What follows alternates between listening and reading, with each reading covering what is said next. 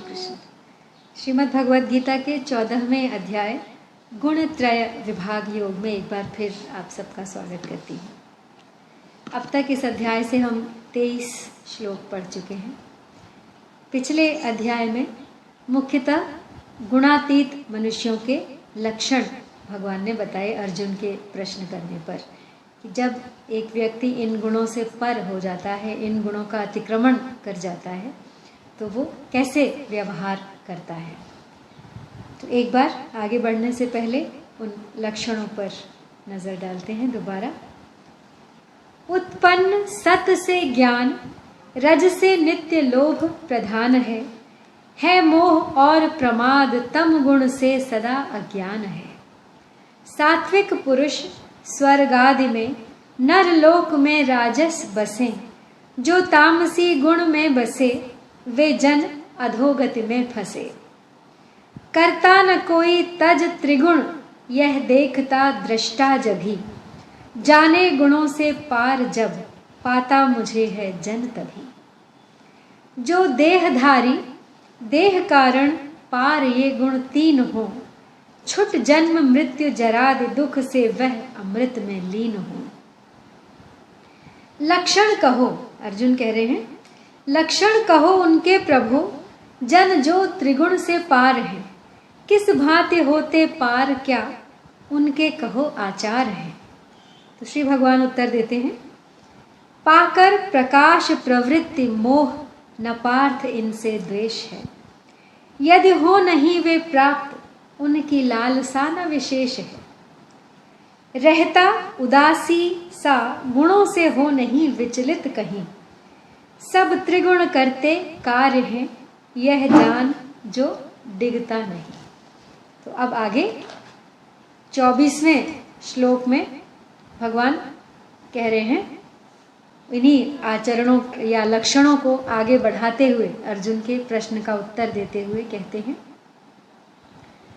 सम दुख सुख स्वस्थ, समलोष्टाश्म कांचन, तुल्य प्रिया प्रियो धीरः, तुल्य निंदा आत्मसंस्तुति, मानापमानयो तुल्यस्तुल्यो, मित्रारिपक्षयोः, सर्वारंभ परित्यागी, गुणातीतः स उच्यते। यानी जो धीर मनुष्य दुख सुख में सम तथा अपने स्वरूप में स्थित रहता है, जो मिट्टी के ढेले पत्थर और सोने में सम रहता है, जो प्रिय अप्रिय में सम रहता है, जो अपनी निंदा स्तुति में सम रहता है, जो मान अपमान में सम रहता है, जो मित्र शत्रु के पक्ष में सम रहता है, और जो संपूर्ण कर्मों के आरंभ का त्यागी है, वह मनुष्य गुणातीत कहा जाता है।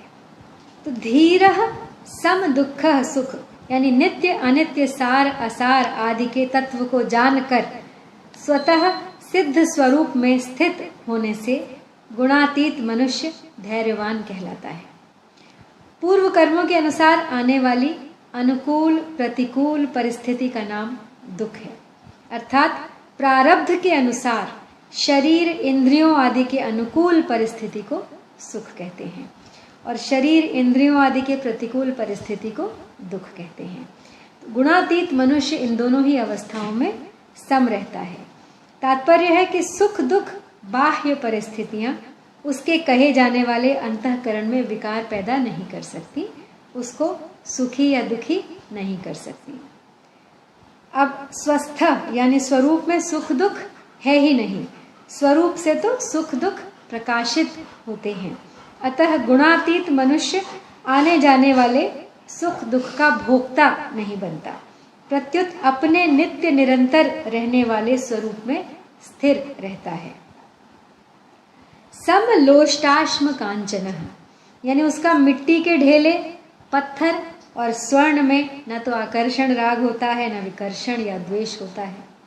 परंतु व्यवहार में वह ढेले को ढेले की जगह रखता है, पत्थर को पत्थर की जगह रखता है और स्वर्ण को स्वर्ण की जगह तिजोरी आदि में रखता है। तात्पर्य है कि यद्यपि उनकी प्राप्ति अप्राप्ति में उसको हर्ष शोक नहीं होते, वह सम रहता है, तथापि उनसे व्यवहार तो यथा योग्य ही करता है। तो ढेले पत्थर और स्वर्ण का ज्ञान न होना समता नहीं कहलाती। समता वही है कि इन तीनों का ज्ञान होते हुए भी इनमें राग द्वेष न हो। ज्ञान कभी दोषी नहीं होता, विकार ही दोषी होते हैं।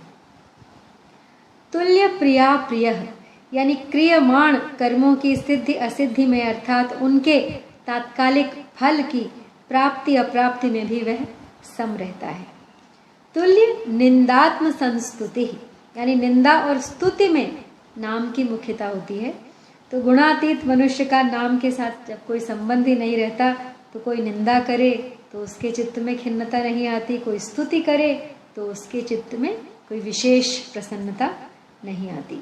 इसी प्रकार निंदा करने वालों के प्रति उसका द्वेष नहीं होता और स्तुति करने वालों के प्रति उसका राग नहीं होता। तो निंदा और स्तुति ये दोनों ही परकृत क्रियाएं हैं। उन क्रियाओं से राजी या नाराज होना गलती है, कारण कि जिसका जैसा स्वभाव है, जैसी धारणा है, वह उसके अनुसार ही बोलता है।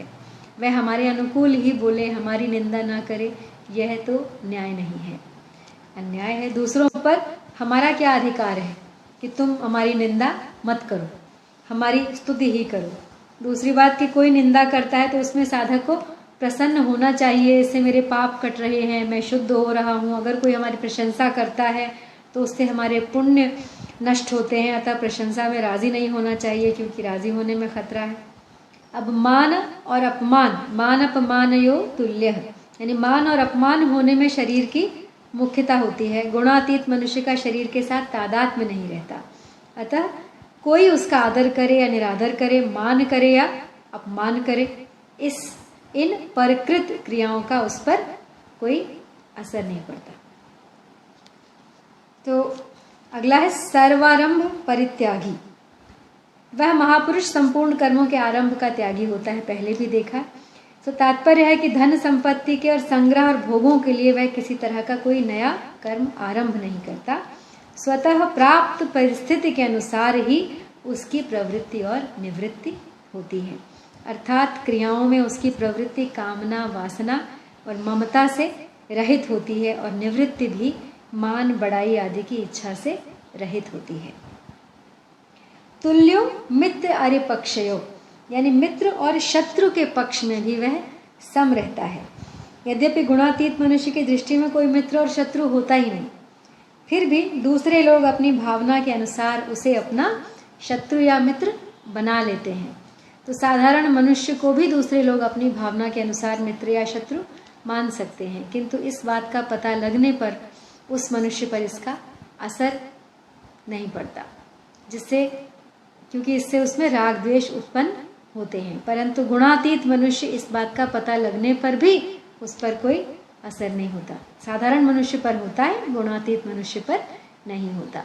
वस्तुतः मित्र और शत्रु की भावना के कारण ही व्यवहार में पक्षपात होता है, और गुणातीत मनुष्य के कहलाने वाले गुणातीत मनुष्य के अंतःकरण में मित्र शत्रु की भावना ही नहीं होती, अर्थात उसके व्यवहार में कैसा भी कोई पक्षपात नहीं होता।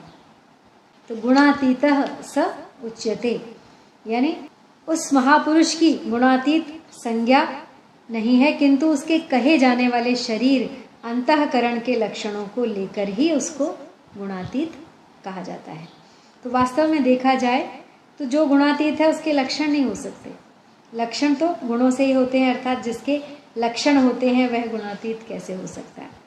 परंतु अर्जुन ने भी गुणातीत के ही लक्षण पूछे हैं और भगवान ने भी गुणातीत के ही लक्षण कहे हैं। इसका तात्पर्य यह है कि लोग पहले उस गुणातीत की जिस शरीर और अंतःकरण में स्थिति मानते थे, उस शरीर और अंतःकरण के लक्षणों को लेकर वे उसमें आरोप करते हैं कि यह गुणातीत मनुष्य है।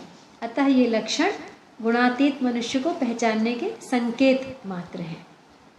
तो यहाँ भगवान ने सुख दुख प्रिय अप्रिय निंदा स्तुति और मान अपमान ये 8 परस्पर विरुद्ध नाम लिए हैं, जिनमें साधकों की भी कभी कभी विषमता हो जाती है। तो ऐसे इन 8 कठिन स्थलों में जिसकी समता हो जाती है, उसके लिए अन्य सभी अवस्थाओं में समता रखना सुगम हो जाता है। अतः यहाँ उन्हीं 8 कठिन स्थलों का नाम लेकर भगवान बताते हैं कि गुणातीत महापुरुष की इन 8 स्थलों में स्वतः स्वाभाविक समता होती है। तो अर्जुन ने तीसरे प्रश्न के रूप में गुणातीत होने का उपाय पूछा था, तो उसका उत्तर भगवान आगे के श्लोक में दे रहे हैं। मां च यह अव्यभिचारेण भक्ति योगेन सेवते स गुणान् समतीत्य एतान ब्रह्म भूयाय कल्पते। कह रहे हैं कि और जो मनुष्य अव्यभिचारी भक्ति योग के द्वारा मेरा सेवन करता है, वह इन गुणों का अतिक्रमण करके ब्रह्म प्राप्ति का पात्र हो जाता है। तो कहने का तात्पर्य है कि भक्ति से साधक जो भी चाहता है, अंतिम मार्ग है भक्ति योग, तो भक्ति से साधक जो भी चाहता है उसी की प्राप्ति हो जाती है। अब जो साधक मुख्य रूप से ब्रह्म की प्राप्ति अर्थात मुक्ति तत्व ज्ञान चाहता है, उसको भक्ति करने से ब्रह्म की प्राप्ति हो जाती है, क्योंकि ब्रह्म की प्रतिष्ठा भगवान ही है। ब्रह्म समग्र भगवान का ही अंग है, स्वरूप है। तो अब 13वें अध्याय के 10वें श्लोक में भी भगवान ने भक्ति को ज्ञान प्राप्ति का साधन बताया था, और यहाँ भी भक्ति की मुख्यता बताई है ब्रह्म प्राप्ति के मार्ग में। तो श्रीमद् भागवत में सगुण की उपासना को निर्गुण यानी गुणों से अतीत बताया है। जैसे मन निकेतम तु निर्गुणम मत सेवायाम तु निर्गुणा, इसलिए सगुण की उपासना करने वाला तीनों गुणों से अतीत हो जाता है। अब सगुण भगवान भी गुणों के आश्रित नहीं हैं, प्रत्युत गुण उनके आश्रित हैं। तो जो सत्व रज तम गुणों के वश में है उनका नाम सगुण नहीं है, प्रत्युत जिसमें असीम ऐश्वर्य माधुर्य सौंदर्य औदार्य आदि अनंत दिव्य गुण नित्य विद्यमान रहते हैं, उसका नाम सगुण है, बदलते नहीं, आते जाते नहीं रहते। तो भगवान के द्वारा सात्विक राजस अथवा तामस क्रियाएं हो सकती हैं, पर वे उन गुणों के वश में नहीं होते। तो भगवान की तरफ चलने से भक्त स्वतः और सुगमता से गुणातीत हो जाता है। इतना ही नहीं, उसको भगवान के समग्र रूप का भी ज्ञान हो जाता है। तो उपासना तो करे भगवान की और पात्र बन जाए ब्रह्म प्राप्ति का, यह कैसे? तो इसका उत्तर अब आगे के श्लोक में भगवान दे रहे हैं।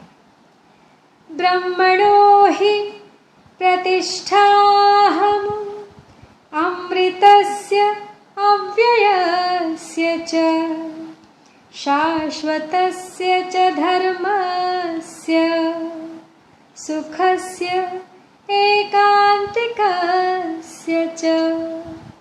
क्योंकि ब्रह्म का और अविनाशी अमृत का तथा शाश्वत धर्म का और एकांतिक सुख का आश्रय मैं ही हूँ।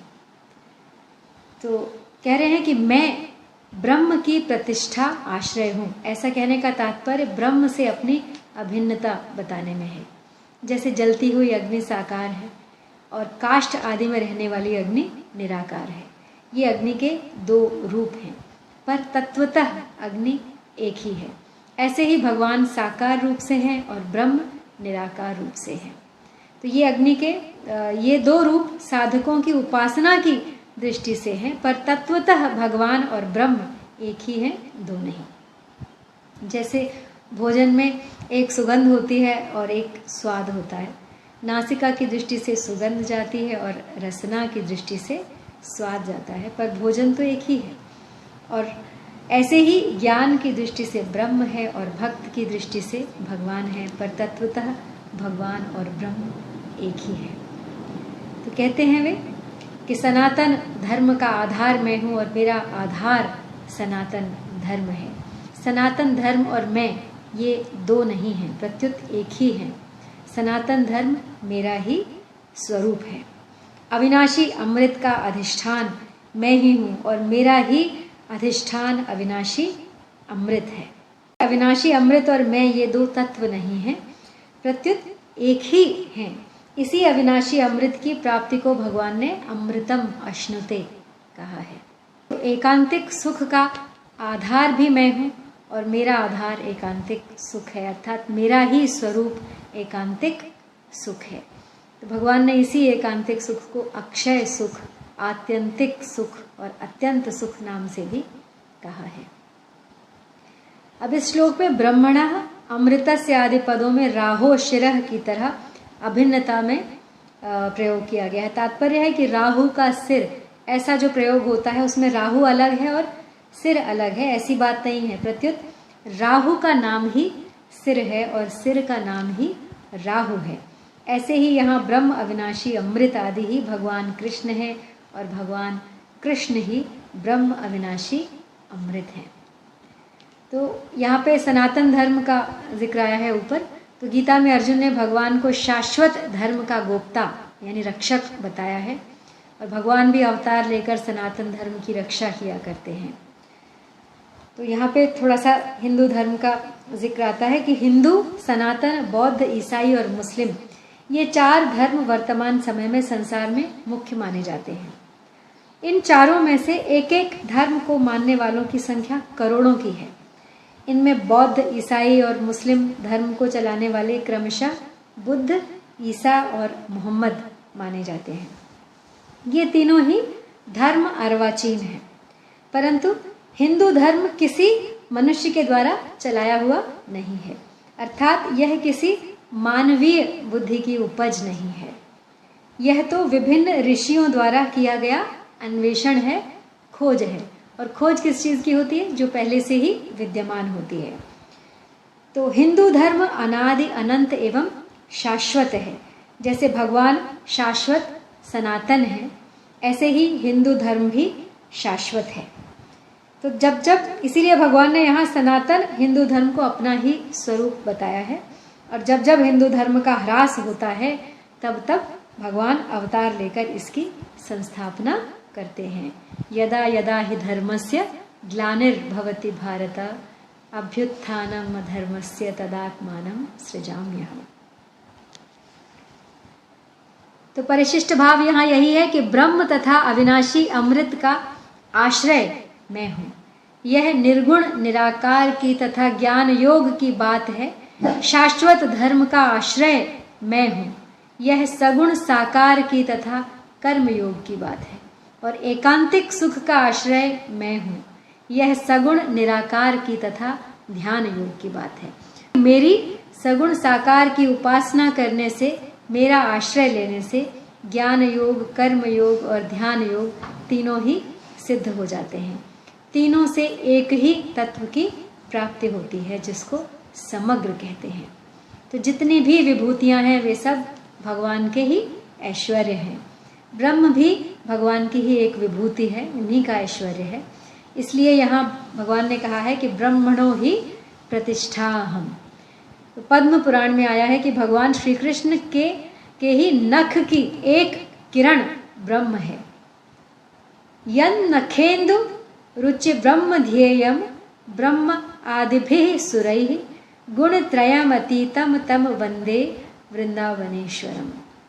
यानी भगवान शंकर कह रहे हैं कि जिसके नख चंद्र की कांति रूप ब्रह्म का देवता गण ध्यान करते हैं, उस त्रिगुणातीत वृंदावनेश्वर भगवान श्री कृष्ण की मैं वंदना करता हूँ।